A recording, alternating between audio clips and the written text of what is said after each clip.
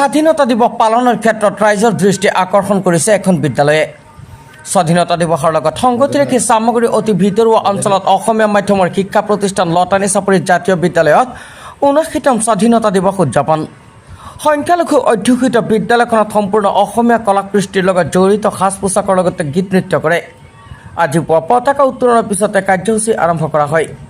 শিক্ষাৰ্থীসকলৰ মাজত গীত নৃত্য প্ৰদৰ্শন, নাটক, ৰচনা প্ৰতিযোগিতা অনুষ্ঠিত কৰা হয়।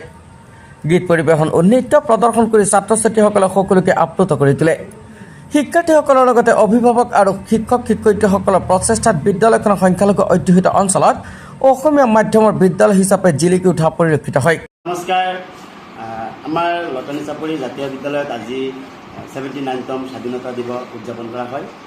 সমগ্ৰ ভাৰতবৰ্ষৰ লগতে আমাৰ বিদ্যালয়তো আজি কিছু সাংস্কৃতিক অনুষ্ঠানৰ আয়োজন কৰা হৈছিল আৰু সেইমতে আমাৰ বিদ্যালয়ৰ যিখিনি কাৰ্যসূচী আছিলে আজি গোটেই দিনজোৰা কাৰ্যসূচী চলিছে। বিশেষকৈ আজিৰ দিনটোত মই এটা কথা ক'ব লাগিব যে যিহেতু লতানি চাপৰি জাতীয় বিদ্যালয়খন এটা সংখ্যালঘু এৰিয়াৰ ভিতৰতে হয় আৰু এই সংখ্যালঘু ভিতৰুৱা অঞ্চলৰ যিখিনি ছাত্ৰ ছাত্ৰী বা অভিভাৱক অভিভাৱিকাসকলে ইমান সুন্দৰকৈ ছাত্ৰ ছাত্ৰীসকলক শিক্ষাৰ দিশত আগবঢ়াই দিছে, এই ক্ষেত্ৰত মই আজিৰ দিনটোত তেওঁলোকক ধন্যবাদ দিব লাগিব। আৰু যিহেতু আমাৰ এই বিদ্যালয়খন প্ৰতিষ্ঠিত হোৱাৰে পৰাই আৰু এটা কথা ক'ব লাগিব যে দূৰ দূৰণিৰ পৰা শিক্ষক শিক্ষয়িত্ৰীসকলে যি সহায় সহযোগিতা আগবঢ়াইছে, এই ক্ষেত্ৰত মই তেওঁলোককো মই শলাগ লৈছোঁ। লগতে বিদ্যালয়ৰ পৰিচালনা সমিতিয়ে এই ভিতৰুৱা অঞ্চলৰ অসমীয়া মাধ্যমৰ বিদ্যালয় খুলি যি গুণগত শিক্ষাৰ দিশত আগবঢ়াই দিব পাৰিছে আৰু এইটো আজিৰ দিনত মই গৌৰৱ অনুভৱ কৰোঁ। যিহেতু মই অধ্যক্ষ হিচাপে এই বিদ্যালয়ত কাম কৰি মই সঁচাকৈ বহুত সুখী হৈছোঁ, কাৰণ আমাৰ এই ভিতৰুৱা অঞ্চলত যিহেতু আমাৰ মাইনৰিটি এৰিয়া হয় আৰু অসমীয়া মাধ্যমত বিদ্যালয়খনত ছাত্ৰ ছাত্ৰীসকলে যিমান আগ্ৰহী হৈছে পাঠদানৰ ক্ষেত্ৰত, বিশেষকৈ ইংৰাজী মাধ্যমতকৈ আমাৰ এই অঞ্চলবিলাকত অসমীয়া মাধ্যমৰ ওপৰত গুৰুত্ব বেছি দিয়া হৈছে। আজিৰ দিনত মই অনুভৱ কৰিব পাৰিছোঁ যে অসমীয়া কলা কৃষ্টি সংস্কৃতি সাংস্কৃতিক আদি দিশত তেওঁলোক আগবাঢ়ি আহিব পাৰিছে আৰু এই কাৰণে মই বহুত সুখী আৰু আগবাঢ়িব পাৰিব বুলি মই আশা কৰোঁ। আৰু মই সকলোকে আজিৰ এই স্বাধীনতা দিৱস উপলক্ষে সমগ্ৰ ভাৰতবৰ্ষৰ ছাত্ৰ ছাত্ৰী শিক্ষক সমাজ সকলোকে মই মোৰ অথচ আমাৰ লতানি চাপৰি জাতীয় বিদ্যালয়ৰ তৰফৰ পৰা অশেষ আন্তৰিক শুভেচ্ছা জ্ঞাপন কৰিলোঁ।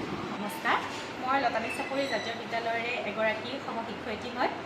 পোনপ্ৰথমে মই আজি সমগ্ৰ ভাৰতবৰ্ষত দেশবাসীক ৭৯তম স্বাধীনতা দিৱসৰ শুভেচ্ছা জ্ঞাপন কৰিছোঁ।